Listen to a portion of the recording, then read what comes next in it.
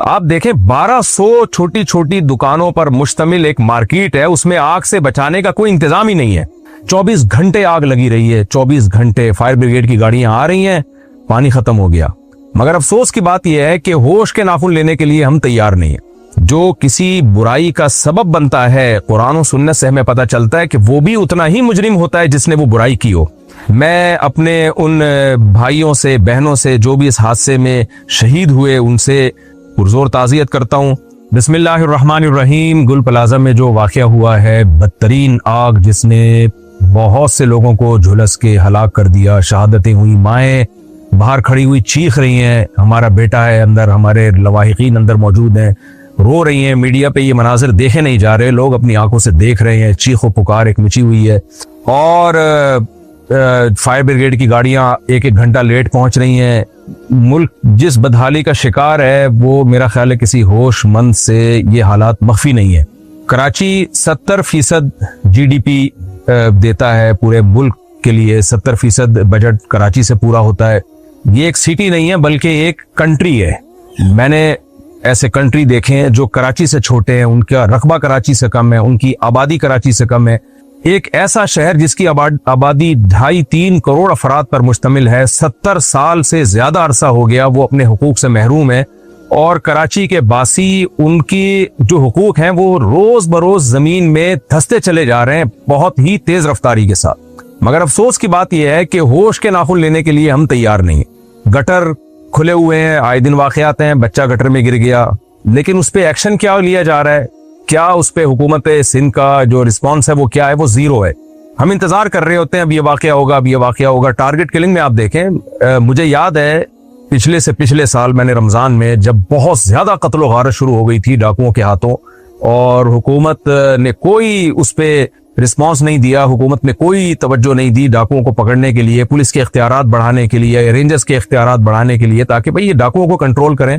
Sweden से एक जोड़ा आया, नया शादीशुदा जोड़ा था, उनको कत्ल कर दिया गया, उस बच्चों के सामने उसके बाप को डाकुओं ने मारा है, यहीं नागन चौरंगी पे। इतने वाकयात हो रहे थे रमजान के आखिरी अशरे में, यानी धड़ल्ले से लोग कत्ल हो रहे थे। तो मैंने उस वक्त जज्बात में एक बयान दे दिया था कि 27वीं रात को मेरा दिल चाह रहा है कि मैं हुकूमत सिंध में जो भी इसके जिम्मेदार हैं इन वाकयात के, मैं उनके खिलाफ बददुआएं करूं। आप हैरान होंगे, 27वीं रात को जब हमने खत्म कुरान पे दुआएं मांगनी थी, मेरे दोस्त का फोन आया कि मुझे डाकुओं ने गोली मार दी है। और मेरी 27वीं रात हॉस्पिटल में गुजरी अपने एक रिलेटिव के साथ, जिसको 4-5 गोलियां डाकुओं ने मारी थी, और पूरी रात मैंने उसके साथ वहां गुजारी। कसम उठा के कहा जा सकता है कि दुनिया में किसी मुल्क में जिसमें जंग मुसल्लत ना हो, ऐसे हालात नहीं होते। अगर ऐसे हालात होते तो किसी कंट्री ने अटैक कर दिया होता है।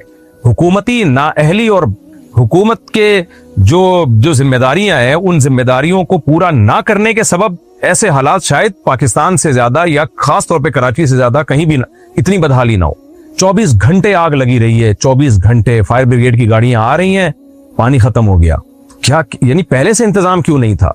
और पे दर पे वाकयात आप KPK में देख लें, क्या दुनिया में कहीं आपने ऐसा वाकया देखा कि दरिया के बीच में मियाँ बीवी, बच्चे, वालिदैन और पूरी फैमिली खड़ी हुई हो, और एक एक करके उनके बच्चे दरिया की मौजों के हवाले हो रहे हों, और वो चीखो पुकार, 1 घंटे से उन्होंने चीखो पुकार मचाई हुई हो कि कोई है जो हमारी मदद के लिए आए, और 1 घंटे में कोई मदद के लिए ना पहुंच पाए, और वो एक एक करके, यानी आप खुद थोड़ी देर के लिए तस्वुर कर लेना, आपका कोई बेटा आपके सामने पानी की मौजों के हवाले हो रहा हो और आप चीख रहे हो, आपकी बीवी, आपके बच्चे, आपकी माँ, आपके बाप, तो क्या कंडीशन होगी। ये हो रहा है हमारे कंट्री में, और आइंदा भी कोई हमें उम्मीद नजर नहीं आ रही कि हालात ठीक हो। तो होश के नाखून लेना चाहिए। मैं ये एहतजाज इसलिए रिकॉर्ड करवा रहा हूँ, अल्हम्दुलिल्लाह बहुत सारे लोग जो भी सोशल मीडिया पे एक्टिव हैं वो अपना एहतजाज रिकॉर्ड करवा रहे हैं। हुकूमत की नाअहली, जब तक हम इस तरह भरपूर तरीके से एहतजाज नहीं करेंगे, गवर्नमेंट हरकत में नहीं आएगी, मुताल्लिका इदारे हरकत में नहीं आएंगे। आप देखें 1200 छोटी छोटी दुकानों पर मुश्तमिल एक मार्केट है, उसमें आग से बचाने का कोई इंतजाम ही नहीं है। ये सवाल सबसे पहले इसकी जिम्मेदार हुकूमत है, उसके बाद मुताल्लिका इदारे हैं, उसके बाद वो बिल्डर्स भी हैं जिन्होंने बिल्डिंगें बनाई और उनको ये इंतजाम नहीं किया कि यहां अगर आग लग जाएगी तो उसके लिए एग्जिट कैसे होगा, लोग भागेंगे कैसे, आग बुझाने का क्या इंतजाम होगा। हमने इदारों में देखा है, आप दारुल उलूम कुरंगी में जाएं, हजरत मुफ्ती रफी उस्मानी साहब ने एक मदरसा बनाया, पहले से उस मदरसे की इमारत को ऐसा डिजाइन किया कि खुदा न ख्वास्ता अगर आग लगती है तो तलबा के भागने के रास्ते हों, फिर आग से बचाने के जितने भी इंतजामात हैं, जितनी भी SOPs हैं, उन तमाम को अपने मदरसे में लागू किया। जामिअतुर रशीद आप जाएं, एक मदरसा है, हालांकि कोई बहुत बड़ा इदारा नहीं है, कोई ऐसा नहीं है कि कोई बहुत बड़ा बिजनेस हो रहा हो, वहां पे एक मदरसा है जहां लोग कान अल्लाह कार रसूल पढ़ रहे हैं। वहां उन्होंने इंतजाम किया कि भाई अगर खुदा न ख्वास्ता आग लगती है तो रास्ते हों जहां से तलबा बाहर भाग सकें और आग बुझाने के इंतजामात हों, सिलेंडर जो लगाए जाते हैं। ऐसे इदारों में इंतजामात हो रहे हैं और 1200 दुकानों पर मुश्तमिल एक बिल्डिंग जो कराची का दिल सदर, और उस सदर के भी बीचों बीच एक ऐसी इमारत हो जहां सैकड़ों हजारों लोग अरबों खरबों रुपए का बिजनेस कर रहे हो, वहां जनाब आग से बचने का, आग लग जाए तो बुझाने का और एग्जिट के रास्ते ही नहीं है वहां पे। इससे बड़ी यानी किसी कौम की नाकामी और किसी हुकूमत की नाकामी की इससे बड़ी दलील क्या हो सकती है। तो मैं कराची के बासी होने के हैसियत से एक अपना एहतजाज एक रिकॉर्ड करवाना चाहता हूं, और जो हमने बाहर दुनिया में ट्रैवलिंग की है थोड़ा बहुत अपना तजर्बा शेयर करना चाहता हूं। दुनिया में जितनी भी ऑर्गेनाइज्ड कौमें हैं, जितनी भी कौमें जो मुहज़्ज़ब कौमें समझी जाती हैं, वो आग से बचने और कुदरती हादसात से बचने का पहले इंतजाम करती हैं, उसके बाद इमारतें बनती हैं और उसके बाद नक्शे पास होते हैं। आप यूरोप में जाएं, अमेरिका में जाएं, कनाडा में जाएं, जहां भी दुनिया में सफर करें आप, इस कदर उन्होंने इंतजामात किए होते हैं।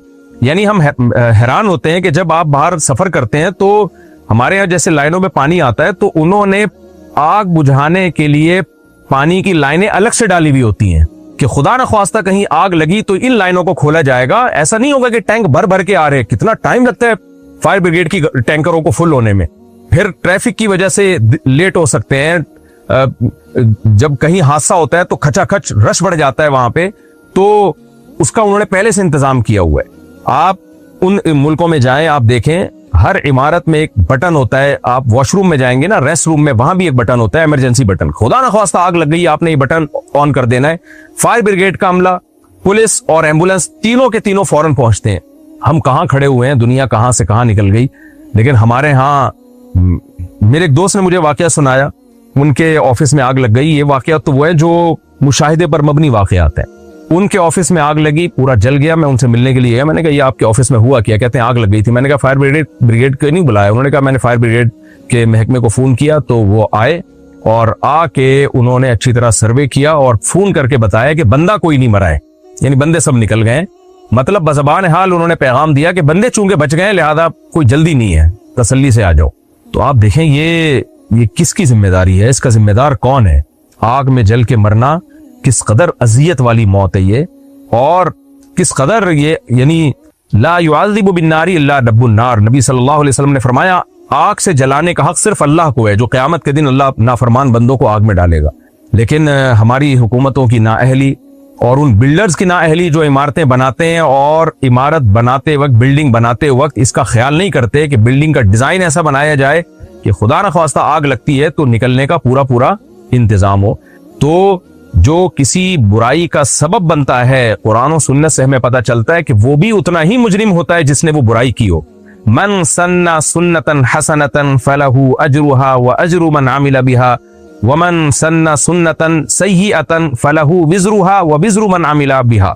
नबी सल्लल्लाहु अलैहि वसल्लम ने फरमाया कि जिसने किसी अच्छाई को प्रोमोट किया तो जब तक वो अच्छाई रहेगी इसको भी सवाब मिलेगा, और जिसने किसी बुराई को या जुल्म का या बुराई का सबब बना तो ये जो सबब बनाए ये भी उस बुराई में बराबर का मुजरिम है। आप किसी को कत्ल कर दें या कत्ल करने का जरिया बन जाएं तो जरिया बनने से भी आप एक नौयत के कातिल कहलाते हैं।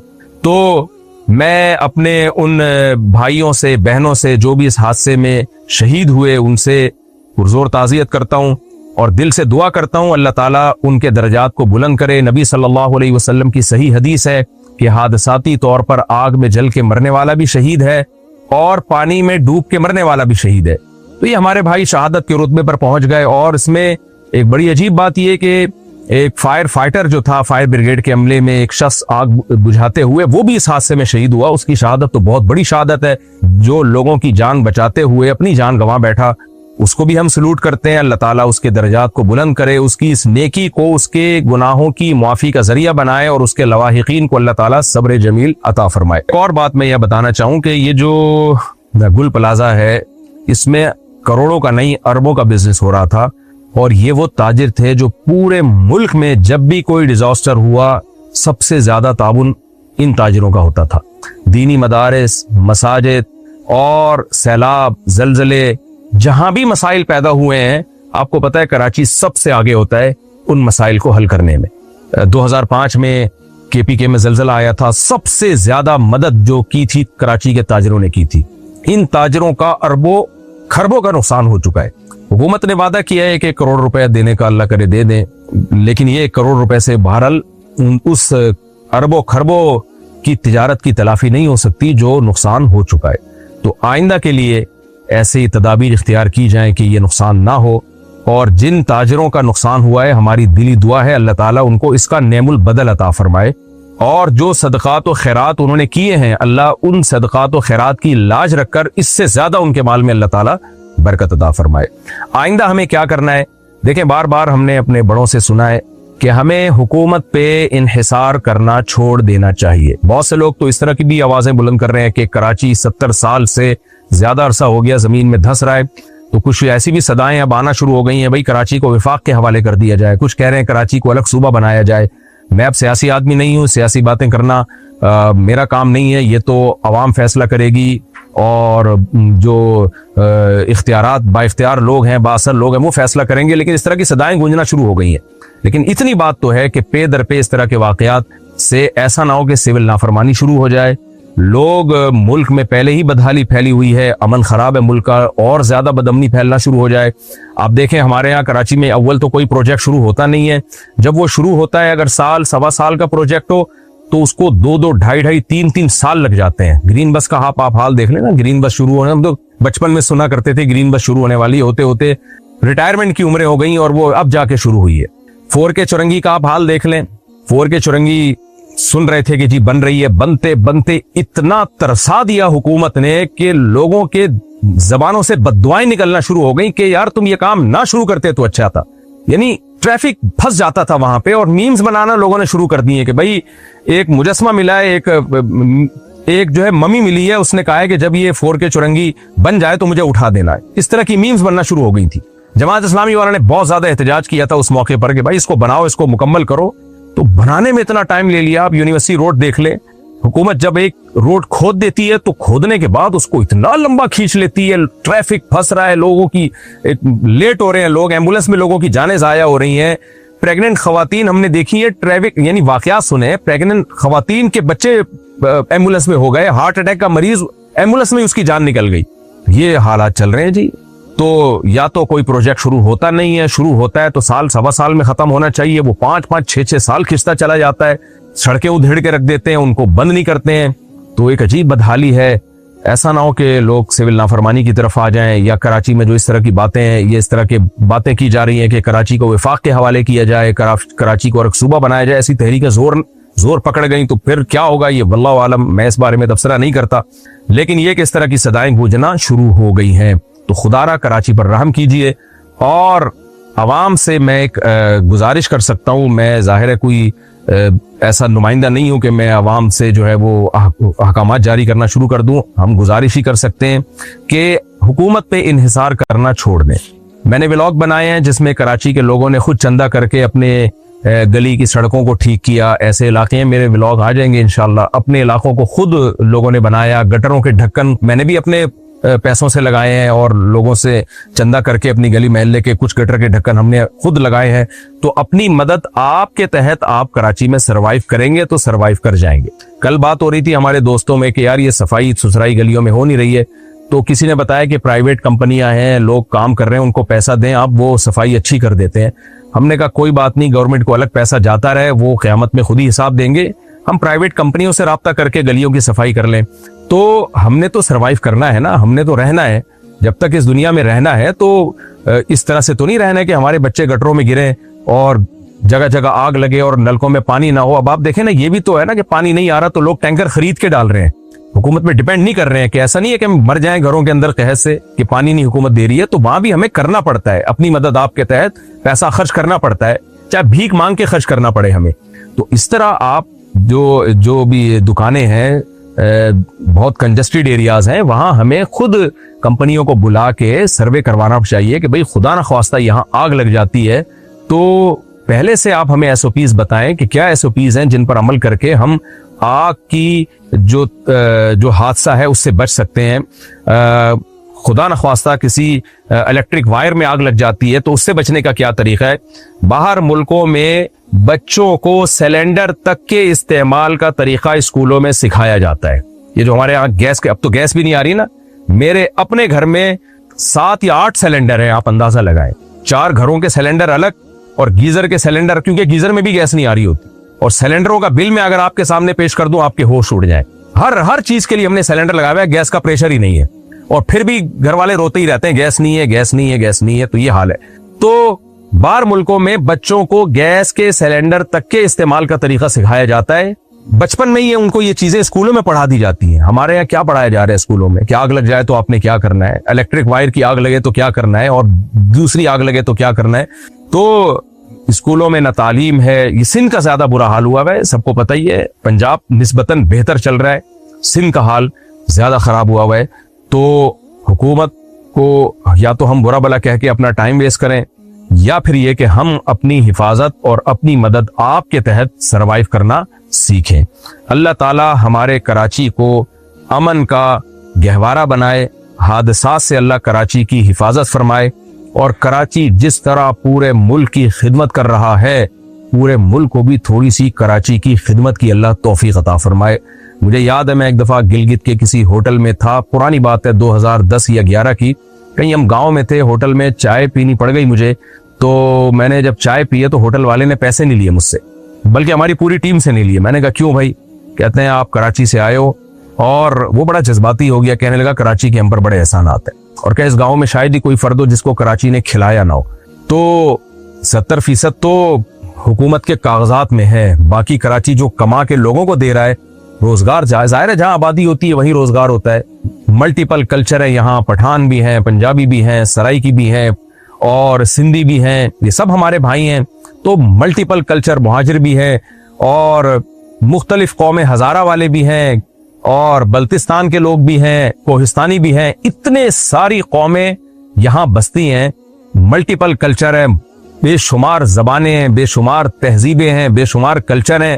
خدا را حکومت اس شہر کو شہر کا درجہ ہی دے دے, ورنہ اصولی طور پر تو ایک کنٹری کی حیثیت ہے کراچی کی.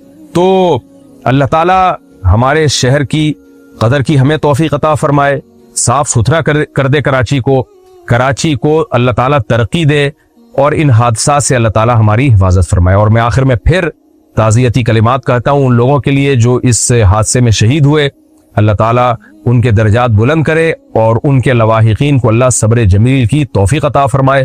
اور آئندہ ایسا حادثہ ہو اس سے پہلے اللہ ہمارے حکمرانوں کو بھی ہدایت دے, اور ہمیں بھی احتیاطی تدابیر اختیار کرنے کی اللہ تعالیٰ توفیق عطا فرمائے. جزاکم اللہ تعالی احسن الجزاء وما علینا الا البلاغ.